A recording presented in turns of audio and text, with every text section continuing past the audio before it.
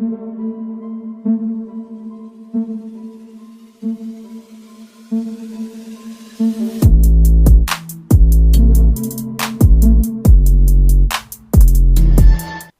दोस्तों, तो कैसे हैं आप लोग। आई होप आप लोग अच्छे होंगे और स्वस्थ होंगे।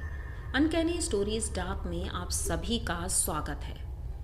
अगर आपको मेरे वीडियोस अच्छे लगते हैं तो प्लीज़ चैनल को सब्सक्राइब करिए, लाइक कमेंट करिए और शेयर करिए।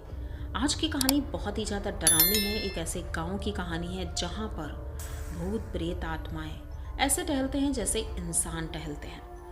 तो देर नहीं करेंगे, कहानी की तरफ बढ़ेंगे। कहानी है नरेन की।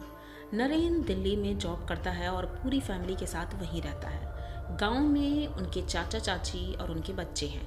अब नरेन ने सोचा था कि कुछ दिनों की छुट्टी में हम गांव चलते हैं, क्योंकि काफ़ी टाइम से गांव नहीं गए हैं। लेकिन इस चीज़ के लिए समय नहीं मिल पा रहा था। फाइनली उन्हें छुट्टी मिलती है 4-5 दिन की, और वो बच्चों के साथ, उनके 2 बच्चे हैं और वाइफ है, तो ये सभी लोग गांव पहुंचते हैं। नरेन को याद है आज से 5 साल पहले जब वो गए थे गांव, तो उन्हें पता चला था कि गांव का जो बगीचा है वो बगीचा अब कटवा दिया गया है, क्योंकि वहाँ पर पहले से ही कुछ ऐसी एक्टिविटीज़ होती थी जो डरावनी थी। जो उस बगीचे में जाता था अक्सर या तो वो बीमार हो जाता था, या दिमागी संतुलन खो देता था, या उसके साथ बहुत गलत हो जाता था। कई ऐसी एक्टिविटीज़ हुई हैं वहाँ पर, तो ये बात नरेंद्र को पता थी। लेकिन फिर भी उन्होंने सोचा समय के साथ सब कुछ ठीक हो गया होगा और हमें गांव जाना चाहिए। तो वो गांव पहुँचते हैं, और गांव पहुँचने के बाद चाचा चाची से मिलते हैं, सबसे मिलते हैं। उनका घर बहुत बड़ा था, कच्चा ही घर था लेकिन बहुत बड़ा घर था, जैसे कि पुराने समय में बनते थे घर, वैसा ही था।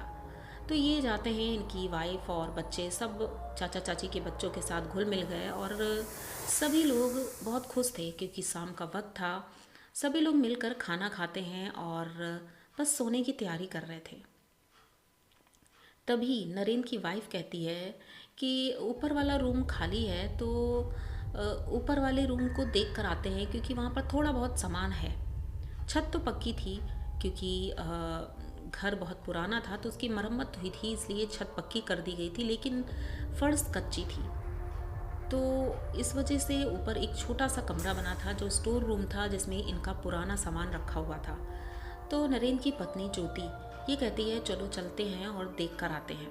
अब ये लोग रात को टॉर्च लेकर ऊपर जाते हैं, क्योंकि ज्योति के ससुराल का कुछ सामान वहीं पर था, उनकी सासू माँ का। अब तो वो इस दुनिया में नहीं थी, लेकिन वो देखना चाहती थी कि सामान कैसा है, ठीक है या नहीं। ये ऊपर जाती हैं, कमरे को खोलती हैं, और जैसे ही कमरा खोल के अंदर जाती हैं तो वहाँ बहुत धूल मिट्टी थी। तो इन्होंने सोचा कि कल सुबह ही इसकी सफाई करेंगे। पहले तो दरवाज़ा बंद करती हैं, बस बाहर निकली ही थी तो नरेंद्र कहता है चलो थोड़ी देर वॉक करते हैं छत पे, क्योंकि हवा अच्छी चल रही है, और गर्मी के मौसम में अगर हल्की भी हवा मिलती है तो बहुत अच्छा लगता है। ये दोनों छत पर टहल रहे थे। अचानक से ज्योति की निगाह पड़ती है सामने बगीचे की तरफ, क्योंकि वो बगीचा इनके घर से लगभग 100-200 कदम ही दूर था, मतलब सामने ही दिख रहा था। तो ये लोग वहीं खड़े होकर देखने लगते हैं। ये कहते हैं कि हवा तो चल रही है, ठीक है, लेकिन ऐसा लग रहा है कि उस बगीचे में कुछ ज़्यादा ही तेज हवा चल रही है, इधर तो हवा नहीं आ रही है। नरेंद्र कहता है कि अरे ठीक है, उधर मत देखो, चलो हम लोग नीचे चलते हैं। अच्छा।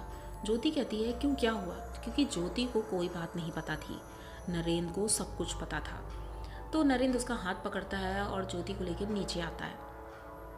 अब ये लोग अपने रूम में सो रहे थे और गर्मी लग रही थी, इस वजह से खिड़की खोल रखी थी, खिड़की खुली हुई थी, और ये दोनों सो रहे थे। बगल में दोनों बच्चे सो रहे थे, बच्चे अभी छोटे ही थे। सभी गहरी नींद में सो गए थे। अचानक से ज्योति को लगता है कि खिड़की पर कोई है जो कि रो रहा है धीमे धीमे से। ज्योति की आंख खुलती है, वो खिड़की की तरफ देखती है तो वहाँ पर कोई दिखता नहीं है, लेकिन ये उठकर जाती है, खिड़की से झांकने की कोशिश करती है, और जब नीचे देखती है तो नीचे 2 औरतें हैं जो कि बैठी हुई हैं और बैठकर रो रही हैं। ये बात ज्योति को समझ नहीं आती है कि इतनी रात गए, लगभग 1 बज चुका था। इतनी रात को गांव में बहुत सन्नाटा होता है, इस वक्त कोई औरत आकर यहाँ कैसे बैठ सकती है और ऊपर से रो रही है? क्या हुआ है, इन्हें क्या पूछना चाहिए? पहले तो वो डर गई, लेकिन फिर सोचा हिम्मत करके कि पूछती हूँ आखिर कौन है ये। तो ये खिड़की से ही आवाज़ लगाती है, कौन हो और यहाँ रो क्यों रही हो, कोई प्रॉब्लम है? तो उधर से कोई आवाज़ नहीं आती है। तो ज्योति दोबारा पूछती है, लेकिन जैसे ही ये दोबारा पूछती है, उनमें से दोनों औरतें उठती हैं और ज्योति की तरफ बिना देखे वो सामने की तरफ चल देती हैं। ज्योति उनसे चिल्ला चिल्ला कर पूछ रही थी, लेकिन वो कुछ नहीं बोलती हैं। ब्लैक रंग के कपड़े पहन रखे थे और ऊपर से नीचे तक ढकी हुई थी। चेहरा ज्योति ने देखा ही नहीं। वो भाग करके दरवाजे की तरफ जाती है। जैसे ही दरवाज़ा खोलने वाली थी, तभी इनकी चाची आ जाती हैं दौड़कर। कहती हैं, बहू कहाँ जा रही हो तुम? तो ये कहती है, अरे चाची पता नहीं, बाहर दो औरतें बैठी थी, रो रही थी और फिर चली गई। पूछे तो आखिर हुआ क्या है, कौन है ये? तो चाची कहती, नहीं बेटा, बाहर नहीं जाना है, अंदर ही रहो, तुम सो जाओ, कुछ नहीं है, वो गांव की औरतें होंगी, वो चली गई होंगी। लेकिन ज्योति को कुछ अजीब लग रहा था। ज्योति थोड़ी देर तो लेटती है, लेकिन दोबारा उसे महसूस होता है खिड़की पर फिर से कोई है। इस बार ज्योति खिड़की नहीं देखती है, सीधे दबे पैर दरवाजे की तरफ जाती है और दरवाज़ा खोलकर बाहर निकल जाती है। चाची शायद अब सो गई थी, इसलिए उन्हें महसूस नहीं हुआ। ये बाहर निकल जाती है उन औरतों के पीछे पीछे। ज्योति दबे पैर उस बगीचे की तरफ चल रही थी और ये सोच रही थी, आखिर ये औरतें बगीचे की तरफ क्यों जा रही हैं। ये धीरे धीरे उनके पीछे पीछे जा रही थी। जैसे ही बगीचे में पहुंची, उसने देखा वो औरतें अचानक से वहाँ से गायब हो गई। आखिर वो किधर चली गई? ये बहुत परेशान होती है, आवाज़ देती है, लेकिन वहाँ पर कोई भी नहीं था। अब ये वापस आने लगती है। तभी एक पेड़ के ऊपर से ऐसा लग रहा था कोई पेड़ हिला रहा है बहुत ज़ोर से। ये ऊपर देखने लगती है। ऊपर देखती है तो ऊपर कोई दिखता नहीं है, लेकिन आप लोग सोच नहीं सकते हैं ज्योति ने क्या देखा।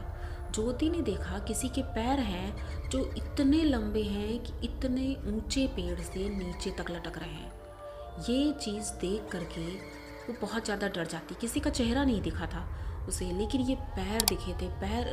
पैरों से ऐसा लग रहा था जैसे खून टपक रहा हो। वो इतने लंबे पैर थे, जैसे कोई झूला झूल रहा हो, वो पैर हिल रहे थे। ज्योति ये देखते ही एकदम से चीख करके वहीं पर बेहोश हो जाती है। घर वालों को तो पता ही नहीं चलता है। 4 बजे जब चाची की नींद खुलती है, वो ज्योति को जगाने के लिए जाती हैं, क्योंकि वॉशरूम के लिए इन्हें बाहर जाना होता था। तो ये जगाने जाती हैं तो पता चलता है वो अपने बेड पर है ही नहीं।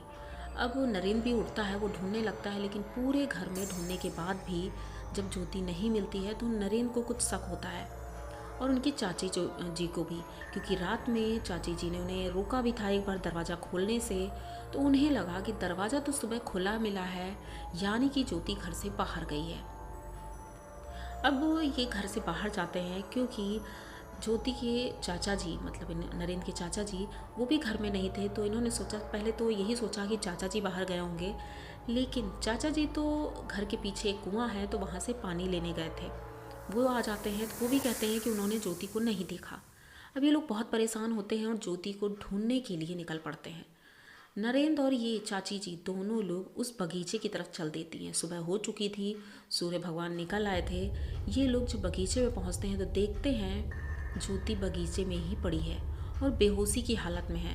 होश में है, लेकिन अभी भी एकदम से होश नहीं है उसे, और उसके शरीर पर चोटों के निशान हैं, जैसे किसी ने मारा हो। ज्योति को ये लोग होश में लाते हैं, जो पूछते हैं कि तुम यहाँ क्या करने आई थी इतनी रात को? तो वो कहती है, मैं यहाँ नहीं आई, मैं तो घर पे थी, सो रही थी। तो नरेंद्र कहते हैं, तो फिर यहाँ तुम कैसे आई? घर पे सो रही थी तो यहाँ कैसे आ गई? मैंने तुमसे बोला था कि बगीचे की तरफ नहीं जाना है। तो वो कहती है, मुझे नहीं पता मैं यहाँ कैसे आई, क्या हुआ, कुछ भी नहीं पता। अब उनकी चाची कहते हैं, ठीक है बहू को डांटो मत, घर चलो, सब ठीक है। अब ये घर आते हैं, तभी उस दिन शाम के वक्त इनके गांव की ही 2 औरतें आती हैं इनसे मिलने के लिए, बहू से मिलने के लिए आती हैं, जिन्हें कि चाची जी भी नहीं जानती थी। चाची जी ने उनसे पूछा भी कि हम आपको जानते नहीं हैं, लेकिन वो कहती हैं कि हो सकता है आप पूरे गांव में नहीं घूमी हो, लेकिन हम गांव में ही रहते हैं और हमने सुना कि नरेंद्र की बहू आई है, तो मिल लेते हैं चल के। वो आती हैं, लोग चाय नाश्ता करती हैं, और 2 लोग थी तो दोनों लोग अच्छे से बातें करती हैं। और लेकिन सबसे बड़ी बात ये थी कि वो दोनों सिर्फ ज्योति से ही बात कर रही थी, वो किसी और से बात नहीं कर रही थी। और जो बात कर रही थी वो इन लोगों को समझ ही नहीं आ रहा था क्या बात कर रही, किस भाषा में बात कर रही हैं। थोड़ी देर बाद वो लोग चली जाती हैं। अब इनकी चाची जी को कुछ शंका होती है, तो पड़ोस में जा कर के पूछती हैं कि भाई दो औरतें आई थी, मैंने उनका नाम भी पूछा तो एक का नाम कमला था। अब कमला नाम सुनते ही गांव की औरतें एकदम सन्न रह जाती हैं। जो बूढ़ी बुजुर्ग थी वो जानती थी। उन्होंने बताया कि कमला कैसे आ सकती है, उसको मरे हुए तो 20 साल हो गए हैं, वो कैसे आ सकती है। इनकी चाची जी भी एकदम सन्न रह जाती हैं। वो कहती हैं नहीं, वो बोल रही थी मेरा नाम कमला है, मैंने उन्हें लेकिन गांव में कभी नहीं देखा। तो वो जो बूढ़ी औरत थी उसने कहा, उसका हुलिया बताया कि वो इस तरह की दिखती थी, और जैसा हुलिया उन्होंने बताया सेम वैसा ही हुलिया था उस औरत का जो इनके घर आई थी। अब इनकी चाची जी बहुत ज़्यादा डर जाती हैं कि क्या रात में भी ये दोनों आई थी, क्योंकि कमला और कमला की बहन दोनों साथ में गांव में उन्होंने अपने आप को खुश कर लिया था एक कुएं में कूदकर। तो उसके बाद से उनकी आत्मा लोगों को दिखती थी, लेकिन चाची जी को ऐसा कभी अनुभव नहीं हुआ, तो उन्हें इस बात का बिल्कुल पता नहीं था। लेकिन अब वो परेशान इस बात से थी कि ज्योति के साथ कुछ गलत ना हो जाए। ये लोग वहाँ से आते हैं पड़ोसी के घर से, और जब घर के अंदर जाते हैं तो देखते हैं कि ज्योति अपने कमरे में है और दरवाज़ा बंद है। ये बाहर से नॉक करती हैं, उसे आवाज़ देती हैं, लेकिन वो बाहर नहीं निकलती है। अब सब लोग बहुत परेशान होते हैं, आखिर उसके साथ क्या हो रहा है। जब खिड़की से बाहर अंदर देखते हैं तो देखते हैं ज्योति बाल खुले करके बेड के ऊपर बैठी हुई है और कुछ बड़बड़ा रही है, कुछ बोल रही है, और किसी से जैसे लग रहा बातें कर रही है, लेकिन बाल खुले हुए हैं। और अचानक से जब इनकी तरफ वो मुड़कर देखती है, क्योंकि इनकी चाची जी ने आवाज़ दी ज्योति, वो जैसे ही मुड़ती है उसका चेहरा इतना भयानक था जैसे कि वो ज्योति है ही नहीं। वो देख करके इनकी चाची जी भी डर जाती हैं, बस दरवाज़ा नहीं खोलती हैं और तुरंत ही गांव के मंदिर की तरफ भागती हैं। वहाँ भागते हुए जाती हैं, पुजारी जी को पूरी बात बताती हैं। पुजारी जी आते हैं घर और एक शुद्ध जल उनके ऊपर डालते हैं, कलावा बांधते हैं।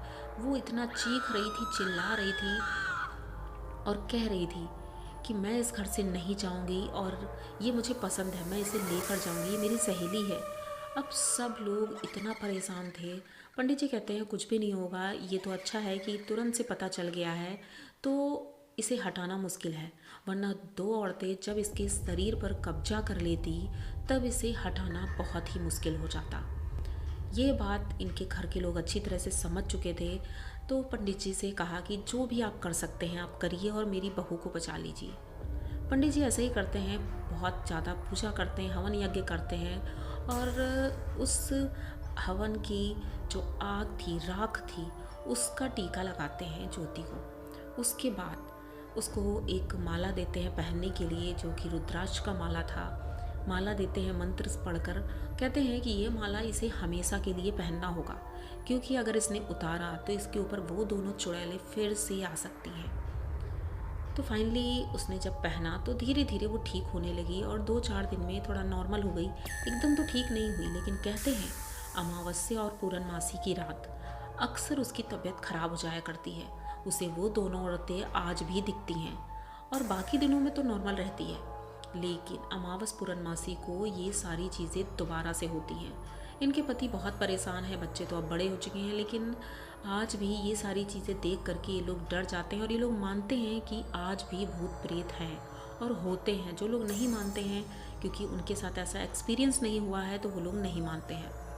तो आप लोगों को नरेंद्र और ज्योति की ये कहानी कैसी लगी? अगर अच्छी लगी हो तो प्लीज़ चैनल को सब्सक्राइब करिए, लाइक कमेंट करिए और शेयर करिए। मिलते हैं किसी नई कहानी में, तब तक के लिए डरते रहें।